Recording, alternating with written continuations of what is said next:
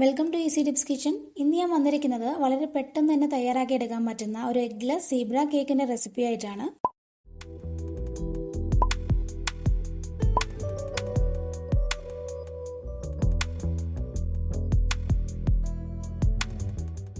ഇത് ഉണ്ടാക്കാൻ വേണ്ടിയിട്ട് ബീറ്ററോ ഓവനോ ഒന്നും തന്നെ യൂസ് ചെയ്തിട്ടില്ല. വളരെ സിമ്പിൾ ആയിട്ട് ഒരു സോസ് പാനിൽ ഇതെങ്ങനെ ചെയ്തെടുക്കുന്നത് നോക്കാം.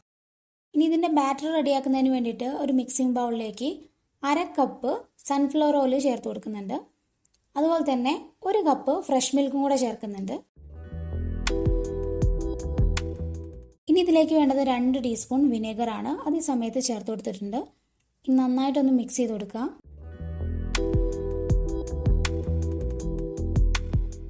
ഇനി ഇതിലേക്ക് വേണ്ടത് പൗഡർഡ് ഷുഗർ ആണ്. 1 കപ്പ് പൗഡർഡ് ഷുഗർ ഞാൻ ഈ സമയത്ത് ചേർത്ത് കൊടുക്കുന്നുണ്ട്. എന്നിട്ട് നന്നായിട്ടൊന്ന് മിക്സ് ആക്കി കൊടുക്കാം.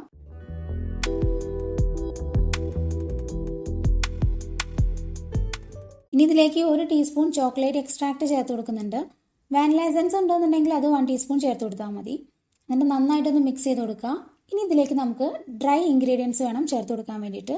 അതൊന്നങ്ങ് അരിച്ചിട്ട് ചേർക്കാൻ വേണ്ടിയിട്ട് ശ്രദ്ധിക്കണം. അപ്പോൾ ഒരു അരിപ്പ് വെച്ചിട്ട് അതിലേക്ക് 1.5 കപ്പ് മൈദ ചേർത്ത് കൊടുക്കുന്നുണ്ട്. ഇനി വേണ്ടത് 1 നുള്ളു ഉപ്പാണ്. അതുപോലെ തന്നെ 1.5 teaspoon baking powder, 1/4 teaspoon baking soda. ഇതെല്ലാം കൂടെ ഇട്ടിട്ട് നന്നായിട്ടൊന്ന് ഇളക്കി കൊടുത്തിട്ട് അരിച്ചെടുക്കാം.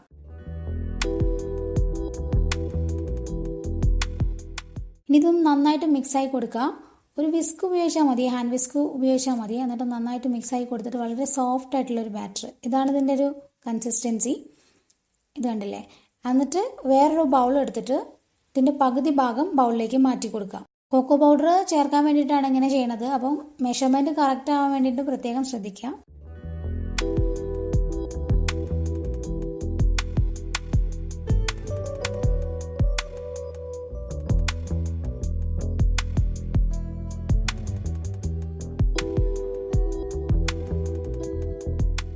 ഇനി ഈ ബൗളിലേക്ക് 1 ടേബിൾ സ്പൂൺ കൊക്കോ പൗഡർ ചേർത്ത് കൊടുക്കുന്നുണ്ട്.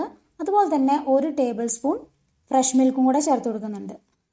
എന്നിട്ട് നന്നായിട്ടൊന്ന് മിക്സ് ആക്കി കൊടുക്കുക. കട്ട കെട്ടാതെ നന്നായിട്ട് വിസ്ക് ഉപയോഗിച്ചിട്ട് തന്നെ ചെയ്യാൻ വേണ്ടിയിട്ട് നോക്കുക.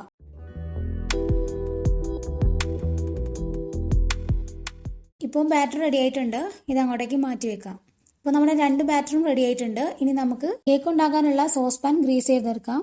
അപ്പോൾ ഇതിന് വേണ്ടിയിട്ട് സൺഫ്ലവർ ഓയിൽ തന്നെയാണ് ഞാൻ യൂസ് ചെയ്തിട്ടുള്ളത്. ഒരു ബ്രഷ് വെച്ചിട്ട് എല്ലാ ഭാഗത്തും ആവുന്ന തരത്തിലൊന്നും ബ്രഷ് ചെയ്തെടുത്തിട്ടുണ്ട്. ഇനി ഈ സോസ് പാനിലേക്ക് ആദ്യം തന്നെ പ്രിപ്പയർ ചെയ്തിട്ടുള്ള ബാറ്ററിൽ ഒരു തവി ഒഴിച്ചു കൊടുക്കുന്നുണ്ട്. വളരെ പതുക്കെ സെൻറ്റർ കോൺസെൻട്രേറ്റ് ചെയ്തിട്ട് ഒഴിക്കാൻ വേണ്ടിയിട്ട് ശ്രദ്ധിക്കുക. പിന്നെ രണ്ടാമത്തെ ബാറ്റർ അതുപോലെ തന്നെ അതിൻ്റെ സെൻറ്ററിൽ അങ്ങനെ ഒഴിക്കുക. പിന്നെ ഇതിലൊരു കാര്യം ശ്രദ്ധിക്കേണ്ട എന്താണെന്ന് വെച്ചാൽ, നമ്മൾ 2 സ്പൂൺ എടുക്കുകയാണെങ്കിൽ രണ്ടും ഏകദേശം ഒരു മെഷർമെൻ്റ് ആയിരിക്കണം. ഇതിൽ 30 ml ആണ് ഞാൻ എടുത്തിരിക്കുന്ന രണ്ടും. അങ്ങനെ നമ്മൾ ബാറ്റർ തീരുന്നവരെ ഇങ്ങനെ തന്നെ ചെയ്തുകൊണ്ടിരിക്കുക. അവിടെ വെച്ചിട്ട് സ്പൂൺ വെച്ചിട്ട് പരത്തി കൊടുക്കേണ്ട ആവശ്യമൊന്നുമില്ല. ജസ്റ്റ് അങ്ങനെ തന്നെ റെഡി ആയി കിട്ടും. ജസ്റ്റ് അങ്ങനെ ഒഴിച്ചു കൊടുത്താൽ മാത്രം മതി. അപ്പോൾ ഇതുപോലുള്ള സിമ്പിൾ ആയിട്ടുള്ള കേക്കിൻ്റെ വീഡിയോസ് ഞാൻ വേറെയും ചെയ്തിട്ടുണ്ട്. അപ്പോൾ കാണാത്തവരുണ്ടെന്നുണ്ടെങ്കിൽ കാണാൻ വേണ്ടിയിട്ട് മറക്കരുത്. ലിങ്ക് ഞാൻ ഡിസ്ക്രിപ്ഷൻ ബോക്സിൽ ഇടാം.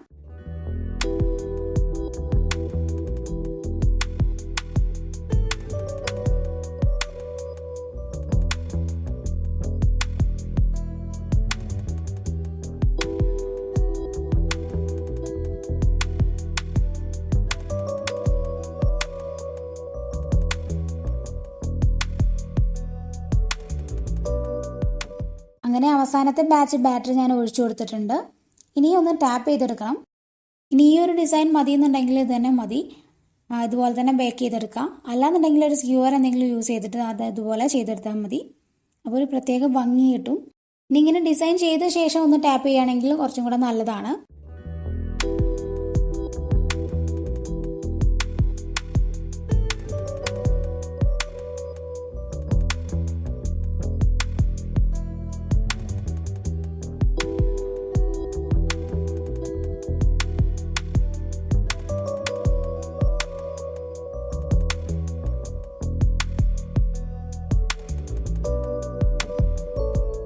ഇനി ഇത് ബേക്ക് ചെയ്തെടുക്കാൻ വേണ്ടിയിട്ട് ഞാനൊരു സ്റ്റൗവിൽ ദോശക്കല്ല് ചൂടാക്കാൻ വേണ്ടി വെച്ചിട്ടുണ്ട്.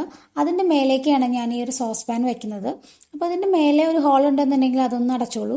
എന്നിട്ട് ലോ ഫ്ലെയിമിൽ ഒരു 40 to 45 മിനിറ്റ്സ് ആണ് അതിൻ്റെ കുക്കിംഗ് ടൈം. അതിനിടയ്ക്ക് തുറന്ന് നോക്കരുത്. ഇപ്പോൾ 45 മിനിറ്റ് തന്നെ കഴിഞ്ഞിട്ടുണ്ട്. അപ്പോൾ നന്നായിട്ട് പൊങ്ങി വന്നിട്ടുണ്ട്, നല്ല സോഫ്റ്റ് ആണ്.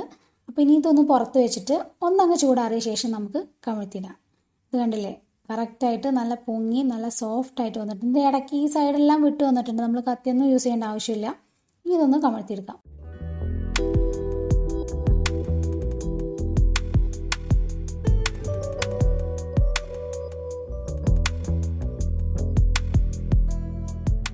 അപ്പോൾ ഇതിൻ്റെ അടിഭാഗമെല്ലാം നല്ല പെർഫെക്റ്റ് ആണ്. ഇതുണ്ടല്ലോ, നല്ല സോഫ്റ്റ് ആണ്. ഒന്ന് തിരിച്ചിടുകയാണ് ഞാനിതിലേക്ക്. അപ്പോൾ നമ്മുടെ അടിപൊളിയായിട്ടുള്ള സീബ്ര കേക്ക് ഇവിടെ റെഡി ആയിട്ടുണ്ട്.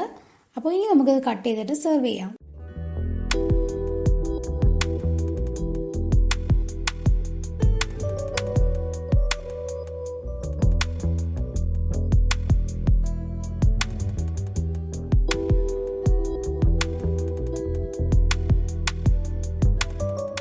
അപ്പോൾ ഇന്നത്തെ വീഡിയോ ഇഷ്ടമായിട്ടുണ്ടെങ്കിൽ ലൈക്ക് ചെയ്യാനും ഷെയർ ചെയ്യാനും സബ്സ്ക്രൈബ് ചെയ്യാനും മറക്കരുത്.